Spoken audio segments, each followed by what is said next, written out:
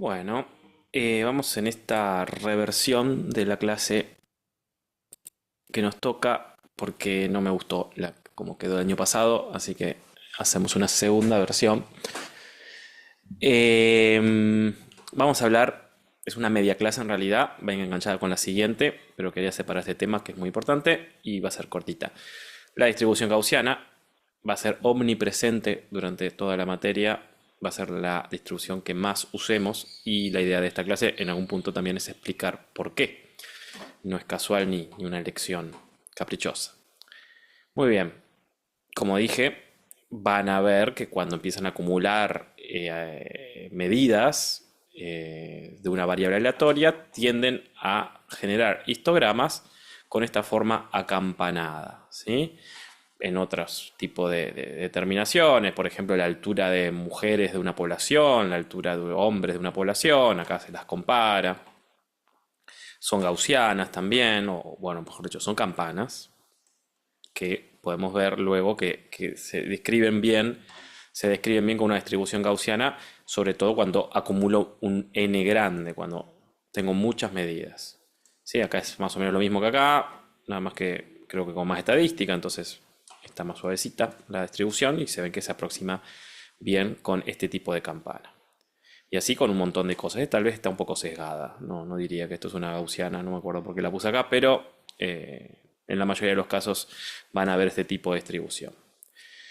Bien, ¿y qué es una gaussiana? Bueno, es un tipo de distribución de probabilidad, ¿sí? Que me dice, bueno, qué valor es el más probable o cómo se me acumulan los valores de las medidas de una variable aleatoria en repetición, ¿sí? Se llama campana de Gauss o distribución gaussiana o distribución normal, porque es la más normal de las distribuciones, es la que no solo es la más normal de las distribuciones, por algo que ya vamos a ver, sino que es la que determina como la mayoría o muchas variables aleatorias se distribuyen de esta manera, se dice que un valor de esa variable es normal cuando está cerca del centro de esta distribución, del centro y del máximo, que son en el mismo número, y es anormal cuando está lejos, ¿sí? La normalidad viene de acá. Una palabra peligrosa, pero bueno, en términos estrictamente estadísticos tiene este sentido. ¿Sí? La expresión, acá parece muy complicada, pero si se prestan atención, es una función exponencial con un número adelante, que puede ser a, y un exponente donde la variable está al cuadrado. O sea, cualquier cosa que sea a por la exponencial de menos b por x al cuadrado es algo que se parece mucho a una gaussiana. Estrictamente, para que sea estrictamente una gaussiana, tiene que tener una relación entre el a que está acá adelante y el b que está acá arriba. En particular, tiene dos parámetros la gaussiana. ¿Qué digo cuando me refiero a parámetros? Las funciones, hay diferentes familias de funciones. Están las rectas, las parábolas, las funciones exponenciales, ¿sí? Ahora, entre rectas las distingo por el valor de sus parámetros. ¿Qué parámetros tiene una recta? Bueno, la pendiente y la ordenada de origen. Son los dos números que me definen exactamente qué recta es. Cualquier cosa a por x más b es una recta, pero entre rectas se distinguen porque tienen o diferente pendiente o diferente ordenada del origen. A y b, la pendiente y la ordenada del origen, son los dos parámetros que tiene una recta. Una parábola tiene a por x cuadrado más b por x más c, tiene tres parámetros. ¿Sí? El a, el b y el c. El factor que acompaña el término cuadrático, el que acompaña el término lineal y el que acompaña el término independiente. Bueno, dándole valores específicos a estos parámetros, yo defino exactamente de qué función estoy hablando. Para una ecuación genérica, esos parámetros pueden tener valores genéricos, ¿sí? Pero la forma de la función se mantiene. En el caso de una parábola, de una distribución gaussiana, tengo dos parámetros. El mu, que me dice cuyo valor coincide con el centro de la campana, y el sigma, cuyo valor determina el ancho a mitad de altura de la campana. ¿Sí? Aparecen en los dos factores que tengo dentro de la función. Aparece el sigma, aparece acá, adelante, está dividido por eso. Fíjese que esto es 1 sobre 2pi, sobre la raíz de 2pi, es un número. ¿Sí? 2pi es más o menos 6, es 1 sobre la raíz de 6, es un número fijo. Y acá esto es lo que yo puedo cambiar. Y adentro del argumento también aparece, ¿sí? Dividiendo a la variable. La variable es x, se le resta mu, y como saben, cuando yo le resto, le sumo a la X en una función, lo que hace esa función es el mismo dibujo que se mueve a derecha o a izquierda. Ahora lo voy a ver, lo vamos a mostrar.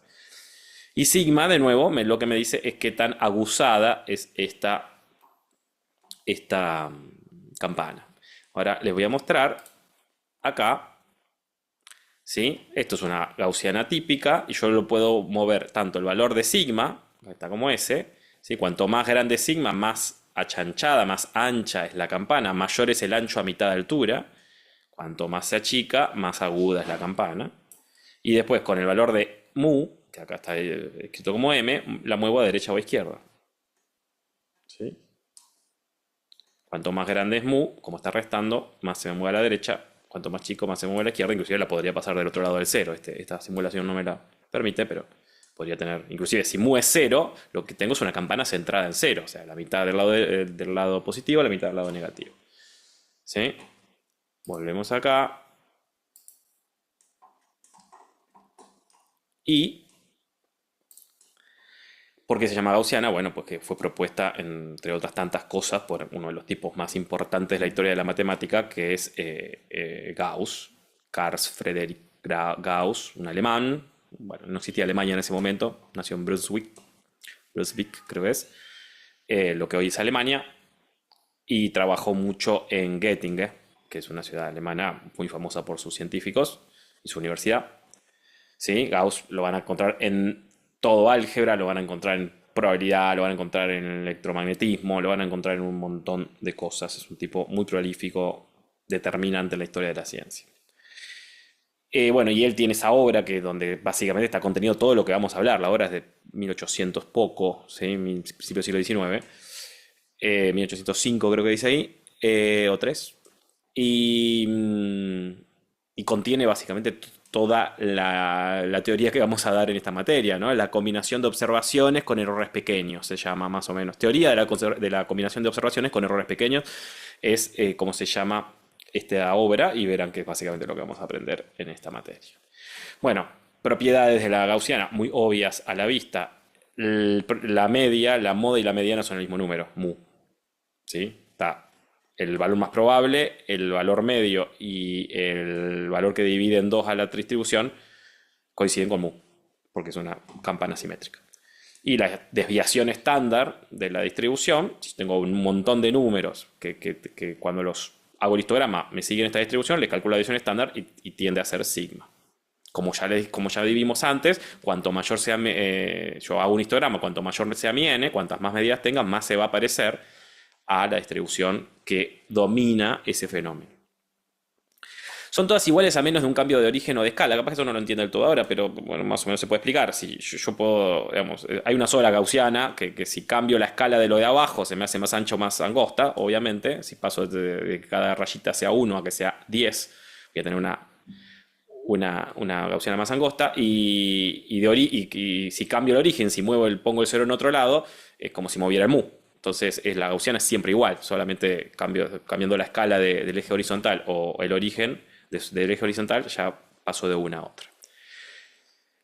Bien, ¿y por qué describe tantos fenómenos inconexos? ¿Por qué lo vamos a ver siempre y por qué tiende a aparecer en cuando hay variables aleatorias? Es graciosa esta frase que es de Henri Poincaré, un científico francés muy importante, que cita, que la dice Gabriel Lippmann, que es otro científico, premio Nobel de física, sumamente importante. Lippmann parece que decía que todo el mundo cree en la ley de los errores, o sea, en esta tendencia que todo sea gaussiano, porque los experimentales piensan que hay un teorema matemático atrás y los matemáticos piensan que es un resultado experimental. Entonces, como que todo el mundo cree en eso, pero al menos al principio del siglo XX o finales del XIX, pero nadie sabía bien por qué, todos les parecía que estaba en otro lado de la demostración.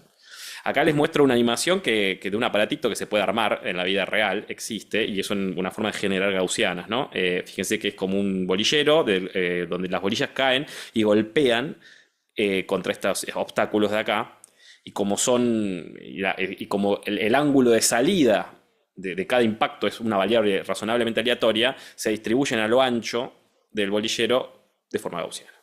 ¿Sí? Esto se puede construir. Yo encontré esta animación que obviamente es digital, pero se puede construir y se observa. Bien, hay razones, no es mágico,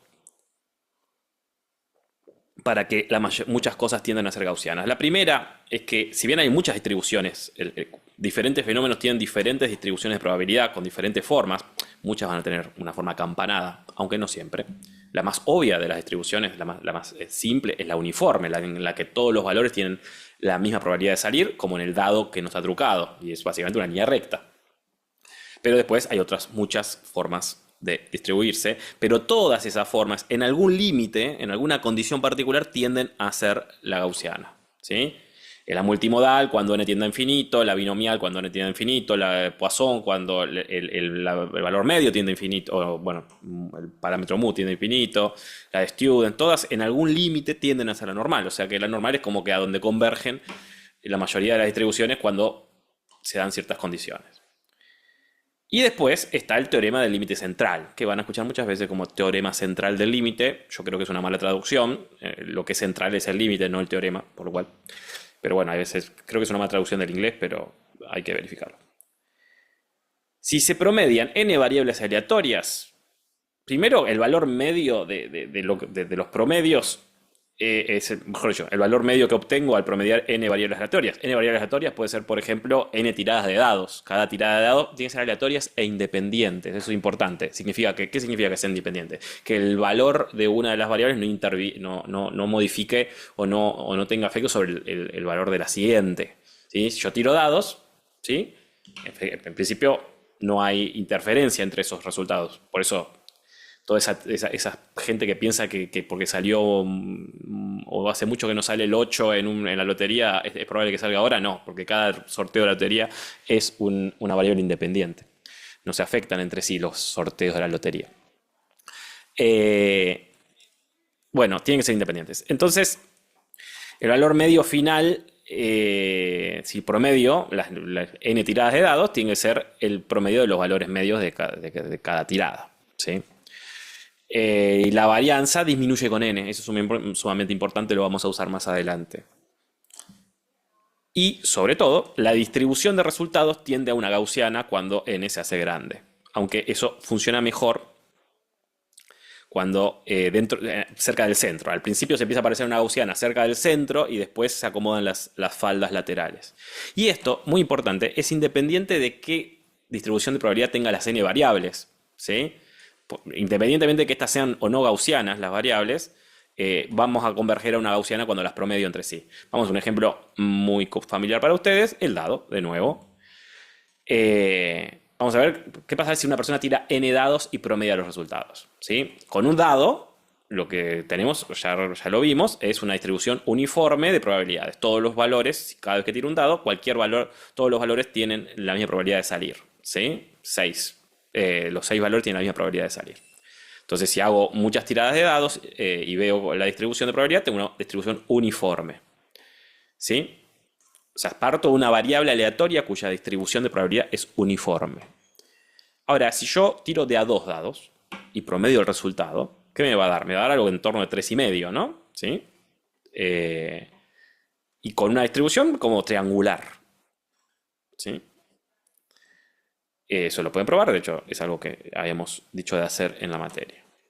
Ahora, si yo tiro 3 dados y promedio el resultado, perdón, acá está el promedio de 5 dados. Me sigue dando en torno de 3,5, ¿sí? Pero se vuelve cada vez más acampanada, ¿sí? Y si me voy a 30 dados tirados al mismo tiempo, aunque, bueno, no tienen por ser al mismo tiempo, de hecho pueden ser por separado, o sea, y promedio el resultado de cada dado en cada tirada, lo que me termina dando es una distribución gaussiana. Entonces partimos de una variable aleatoria cuya distribución individual es uniforme y llegamos a que cuando sumo varias de esas variables se transforma el promedio. Perdón, la sumo no, las promedio. Cuando la sumo también ocurre, pero vamos a hablar del promedio que nos es más familiar y más fácil de entender. Me va a generar una distribución gaussiana, ¿sí? Entonces, esta es una manifestación del teorema del límite central, ¿sí? Si yo combino muchas variables aleatorias, independientemente de cómo sea su distribución de probabilidad, cuando las combino y cuanto mayor sea la cantidad de variables, el resultado va a tener una distribución de probabilidad gaussiana. Y eso es muy importante cuando estamos, por ejemplo, midiendo cosas que dependen de un montón de factores, que entre sí son variables aleatorias e independientes, entre sí son independientes, mejor dicho, son variables aleatorias independientes. Yo tengo una medida que va a depender de la temperatura, el día, el color, la cantidad de luz, cuánto vibra la mesa, un montón de cosas que yo no controlo en general y por ende son variables aleatorias y no se interfieren entre sí. Bueno, lo más probable es que la distribución de probabilidad de esa cantidad que estoy midiendo y que es el producto de un montón de variables aleatorias sea gaussiana. ¿Sí? Esta es básicamente la parte más importante del teorema del límite central. Entonces, por ejemplo, como la altura de una persona depende fuertemente de la genética, también depende mucho de la alimentación en las primeras etapas de la vida, pero suponiendo gente que está bien alimentada, la genética es una distribución, tiene un montón de variables que hacen que la genética sea una buena variable aleatoria. Bueno, la distribución de alturas en una población es gaussiana. Pero, por ejemplo, si yo lo que mido es el índice de masa corporal, ¿no? Este índice bastante burdo que se utiliza para medir la gente, que es el peso dividido en la altura al cuadrado, que me da una idea muy grosera y muy lineal, sin tener en cuenta diferentes tipos de cuerpos, sobre el nivel de sobrepeso que podría llegar a tener una persona. Es muy discutible como medida de eso, pero bueno, para el caso nos sirve de ejemplo. Si yo hago un censo o una encuesta sobre índice de masa corporal, no va a ser gaussiana porque está fuertemente gobernado por cómo come la gente, por la dieta de la gente. Y la dieta de la gente no es gaussiana, la gente no come gaussianamente. ¿Sí? Entonces tiene otro tipo de distribución. Por eso el teorema del límite central es muy potente, pero hay que tener cuidado que no se lo apliquemos a cualquier cosa. ¿Sí? Bien, y por último la distribución es algo que es muy importante, que van a tener que aprender para la materia y que se los vamos a tomar, es que la distribución de probabilidad determina, cuando es gaussiana, que si yo sé que mi variable tiene una distribución gaussiana, cada vez que mida tengo un 68,3% de probabilidades de que el valor que obtenga caiga en el centro más menos un sigma. O sea, más menos una desviación estándar. Tengo un 68,3% de probabilidades de que caiga acá. Y tengo un 95,4% de probabilidad de que caiga en el centro y más menos 2 sigma. O sea, en esta cosa. Y con 99,7% de probabilidad les puedo decir que va a caer entre el centro y más 3 sigma. ¿Sí? Son formas de determinar qué valores son los más probables.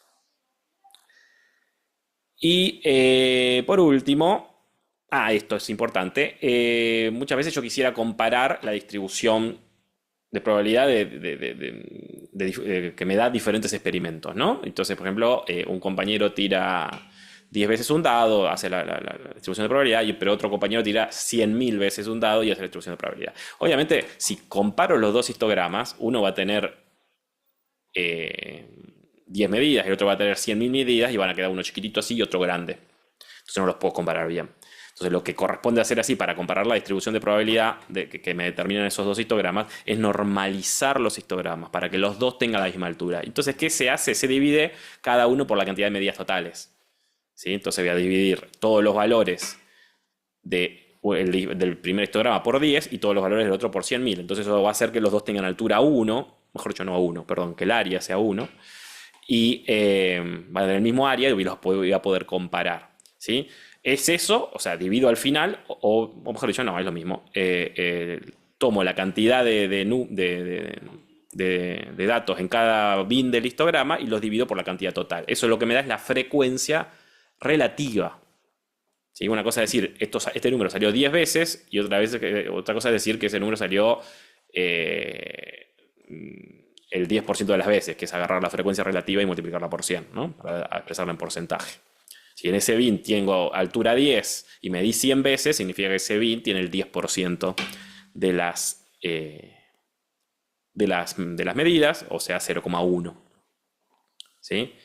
Entonces lo que hago es eso, hago un histograma en vez de poner las frecuencias absolutas, o sea, la cantidad de veces que medí cada número, pongo las frecuencias relativas, o sea, la cantidad de veces que medí cada número, divido la cantidad de medidas totales, y eso me va a dar un histograma con área 1, que puedo comparar entonces diferentes histogramas hechos con diferentes cantidades de medidas. ¿Sí? Y eso es todo por ahora. En breve van a tener la otra clase que viene junto con esta.